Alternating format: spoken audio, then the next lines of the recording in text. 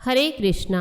आप सभी का मेरे इस YouTube चैनल पर बहुत बहुत स्वागत है। पितृपक्ष की अवधि में लोग अपने पूर्वजों का श्राद्ध व तर्पण करते हैं। मान्यता है कि इससे पितरों की आत्मा को शांति मिलती है। उन्हें स्वर्ग के रास्ते में जाने पर आने वाली सभी बाधाएं दूर होती हैं। इसके साथ ही घर परिवार पर पितरों का आशीर्वाद बना रहता है। अश्विन मास में पितरों के निमित्त कार्य करने के लिए 2 दिन बहुत ही महत्वपूर्ण है। अश्विन मास की कृष्ण पक्ष की एकादशी को इंदिरा एकादशी या पितृ एकादशी कहा जाता है और दूसरा अश्विन माह की कृष्ण अमावस्या को सर्व पितृ मोक्ष श्राद्ध अमावस्या कहते हैं। यह दिन पितृ पक्ष का आखिरी दिन होता है। अगर आप पितृ पक्ष में श्राद्ध कर चुके हैं तो भी सर्व पितृ अमावस्या के दिन पितरों का तर्पण जरूर करना चाहिए। सभी जाने और अनजाने पितरों हेतु इस दिन निश्चित ही श्राद्ध किया जाना चाहिए। पितरों के नाराज होने से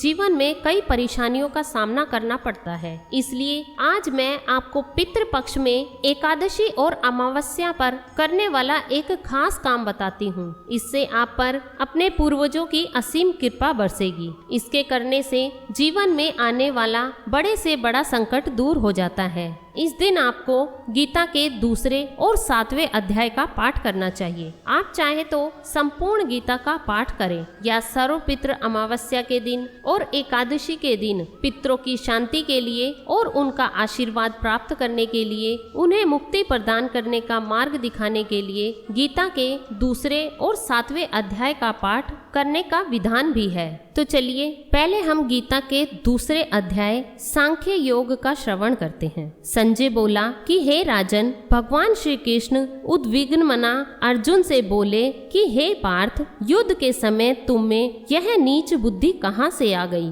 इस नीच बुद्धि को त्याग कर तू युद्ध के लिए खड़ा हो। इस पर अर्जुन ने कहा कि हे देवकी नंदन, गुरु द्रोणाचार्य और भीष्म पितामह मेरे लिए परम पूज्य है। मैं इन पर बाणों की वर्षा कैसे करूं? हे वासुदेव नंदन, गुरु वध से बड़ा संसार में कोई पाप नहीं है। ऐसा पाप करने से अच्छा है कि मैं राज्य सुख को त्याग कर भिक्षा के द्वारा मिले अन्न से अपना निर्वाह करूं। फिर यह भी तो निश्चित नहीं है कि विजय श्री हमें ही मिलेगी। मेरे सामने धृतराष्ट्र के जो पुत्र खड़े हैं वे युद्ध के लिए काफी लालायित दिख रहे हैं। उनका वध करके भी कल्याण संभव नहीं होगा। इस समय मैं मति भ्रम से ग्रस्त हूँ। आप मुझे वही मार्ग सुझाएं जिससे मेरा कल्याण हो। मैं आपका शिष्य हूँ और मन, वचन व कर्म से आपकी ही शरण में हूँ। इस समय मुझे ऐसी कोई राह नजर नहीं आ रही है जिस पर चलकर मेरा द्रवित और दुखित मन शोक से दूर हो सके। तब श्री कृष्ण उसे समझाते हुए बोले कि हे अर्जुन, विवेकी बनो। जिन्हें मारने के लिए तू शोक ग्रस्त है वह तेरा भ्रम है। यह पहले भी थे, आज भी है और भविष्य में भी रहेंगे। शरीर की 4 अवस्थाएं होती है, बालपन, यौवन, वृद्धावस्था और मृत्यु। यह देह उन्हीं 4 अवस्थाओं से घिरी है। विवेकी पुरुष आत्मा को अविनाशी मानते हैं। शरीर से आत्मा का निकल जाना ही देह का मरण है और यही धर्म है। इसलिए बुद्धिमान शोकाकुल नहीं होते। हे पार्थ, सोच, क्या किसी युग अथवा काल में तू नहीं था, मैं नहीं था या यह सब लोग नहीं थे? क्या आने वाले समय में यह स्थिति नहीं रहेगी? तू देह के मोह में पड़कर भ्रमित हो रहा है। हे अर्जुन, आत्मा अमर है, उसे कोई नहीं मार सकता। वह तो निराकार है और मर्यादा रहित है। हे वीर धनुर्धर, यदि कोई यह कहता है कि मेरे द्वारा यह मारा गया है तो यह मूर्खतापूर्ण बात होगी, क्योंकि न तो कोई मरा है न ही किसी ने मारा है।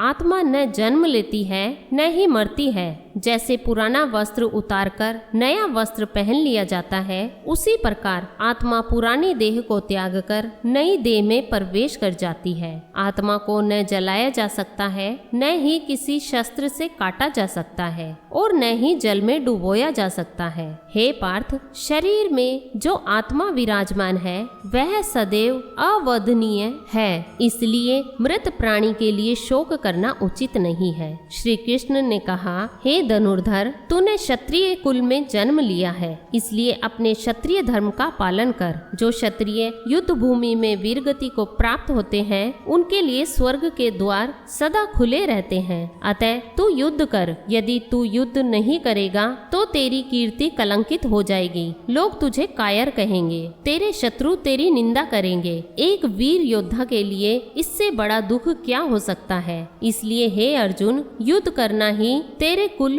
और मर्यादा के लिए शोभनीय है। यदि तू युद्ध में वीरगति को प्राप्त होता है तो स्वर्ग का सुख भोगेगा, और यदि विजयी हुआ तो पृथ्वी का सुख मिलेगा। अतः हे पार्थ, अपना धनुष उठा और युद्ध कर। यदि स्वर्ग या राज्य प्राप्ति की इच्छा मन में न हो तो भी दुख सुख, लाभ हानि, जय पराजय सबको एक समान मानकर युद्ध कर। तू किसी भी प्रकार से पाप का भागीदार नहीं बनेगा। संजय ने कहा, हे राजन, भगवान श्री कृष्ण अर्जुन को ज्ञान योग का उपदेश देने के बाद कर्म योग का उपदेश देते हुए कह रहे हैं कि हे पार्थ, जो प्राणी कामना रहित होकर कर्म करता है वह भव बंधन से मुक्ति पा लेता है। मेरा जो भक्त अपने सब कर्म मुझे ही अर्पण कर देता है, मैं निश्चय ही उसका उद्धार करता हूँ। हे अर्जुन, मुझको समर्पित मेरा भक्त जीवन मरण का बंधन काटकर मेरे अविनाशी पद में विलीन हो जाता है। हे अर्जुन, जिनका निश्चय मुझ में नहीं है उनकी बुद्धि भ्रमित रहती है और मन भटकता रहता है। अतः हे अर्जुन, अपनी बुद्धि को स्थिर रख और आत्मा के सत्य स्वरूप के साथ अपनी प्रीति जोड़। आत्मिक सुख इंद्रिय सुख से भिन्न है। जब आत्मा ब्रह्म सुख से जुड़ जाती है तो परम सुख की प्राप्ति होती है। हे पार्थ, कर्म फल का लोभ त्याग कर बुद्धि योग का मार्ग अपनाने में ही तेरी भलाई है। परमात्मा में अपनी बुद्धि रख, तभी समता योग तथा समाधि योग की प्राप्ति होगी। जब तक तू मोह के बंधन से मुक्त नहीं होगा, तेरी बुद्धि निर्मल नहीं होगी। हे धनुर्धर, पुरुषार्थी ही सच्चा वीर योद्धा होता है। क्षत्रिय होने के नाते तू अपने कर्तव्य का पालन कर। हे पार्थ, अपने हृदय से दुर्बलता को निकालकर उठ और युद्ध के लिए तैयार हो। श्री कृष्ण के उपदेशात्मक वचन सुनकर अर्जुन ने पूछा कि हे देवकी नंदन, निश्चल बुद्धि वाले के क्या लक्षण है? उसकी बोली और समाधि कैसी होती है? वह किस प्रकार चलता है और किस प्रकार बातें करता है? यदि मुझे इन बातों का ज्ञान नहीं होगा तो मैं कैसे समझ पाऊंगा कि वह निश्चल बुद्धि वाला है। इस पर भगवान श्री कृष्ण बोले कि हे अर्जुन, जो पुरुष निष्काम होकर अपनी आत्मा में तल्लीन रहे वही निश्चल बुद्धि वाला है। जो दुखी होने पर किसी प्रकार की चिंता न करे और सुख की कामना न करे, जिसका किसी से मोह न हो, जो किसी के साथ वैर भाव न रखे, कभी क्रोध न करे और किसी से भयभीत न रहे, ऐसा पुरुष निश्चल बुद्धि वाला है। जो कछुए की भांति इंद्रियों को इंद्रियों के विषय से खींच लेता है, वह भी निश्चल बुद्धि वाला होता है। हे पार्थ, इंद्रियां काफी बलवती होती है, इसलिए तू अपनी इंद्रियों को किसी भी भांति वश में कर। जो मनुष्य मेरे भक्त नहीं होते और मेरे नाम का स्मरण नहीं करते, उनकी बुद्धि भ्रष्ट होने लगती है। वे विषयों में आनंद तलाशते हैं और कामनाग्रस्त होकर अपने जीवन का सद्मार्ग ही मोड़ लेते हैं। जब कामनाओं की पूर्ति नहीं होती तभी क्रोध उत्पन्न होता है। क्रोध से लोभ तथा मोह पैदा होता है, जिससे चैतन्यता का नाश होता है और चैतन्यता के नाश होने से उसका भी नाश हो जाता है। इसलिए मेरे भक्त सांसारिक मनुष्यों का साथ कभी नहीं करते। हे पार्थ, जो जीव इंद्रियों को वश में करके भगवत परायण होते हैं, उन्हें सांसारिक दुख एवं विकार आदि कभी नहीं सताते। जिन्होंने मेरी आज्ञा से मिला शोक मेरा प्रसाद समझकर भोगा, उन पर मेरी अपार कृपा रहती है। हे अर्जुन, जो प्राणी मुझ में आस्था नहीं रखते, ऐसे जीव ही नास्तिक भाव वाले होते हैं। उनका चित्त अशांत रहता है।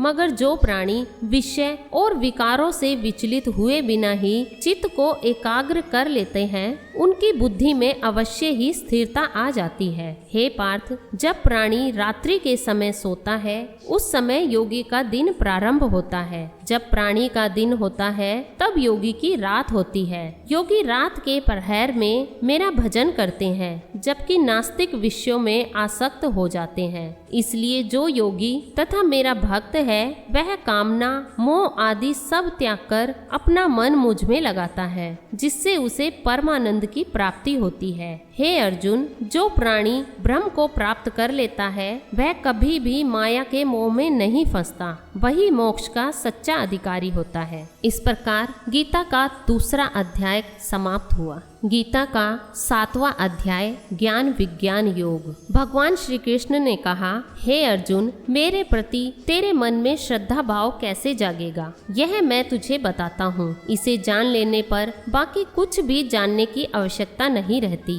हे पार्थ, सृष्टि के हजारों प्राणियों में से कोई विरला ही ऐसा होता है जो मुझे पाने का प्रयास करता है। ऐसे लोगों में भी कोई विरला ही होता है जो मुझे तत्व से जान पाता है, मुझ में मन से श्रद्धा का भाव रखता है। हे अर्जुन, पृथ्वी, जल, आकाश, वायु, तेज, मन, बुद्धि एवं अहंकार रूपी 8 तत्व ही मेरी प्रकृति है। इन सब की उत्पत्ति मेरी ही माया से होती है। यह सभी 8 तत्व शरीर के भीतर भी है और बाहर भी। धरती का अंश मांस है, जल का अंश लहू है और तेज अग्नि है जो उदर में अन्न को पचाती है। आकाश का अंश पोलापन है। 9वां तत्व स्वयं प्राणी है। सारा संसार इन्हीं तत्वों का है। 84 लाख योनियां भी इन्हीं की बनाई हुई है। मैं ही पालनहार हूँ और मैं ही संहार करता हूँ। मैं सबसे अलग हूँ, लेकिन मुझसे अलग कुछ भी नहीं है। सृष्टिगत जितने भी प्राणी हैं, उनमें मेरा ही अंश विद्यमान है।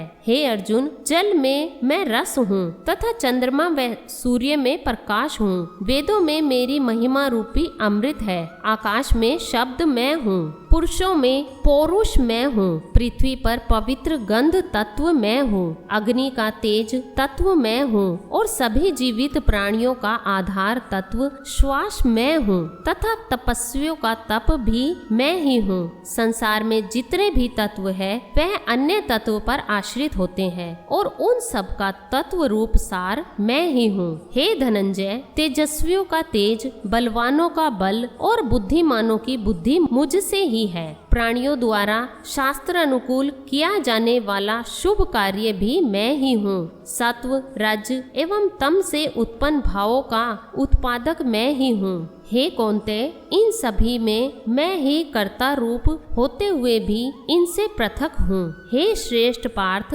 सांसारिक विषयों के फल स्वरूप प्राणियों में मोह की उत्पत्ति होती है। माया के मोह जाल में फंसा प्राणी मुझ नाश रहित को पहचान नहीं पाता।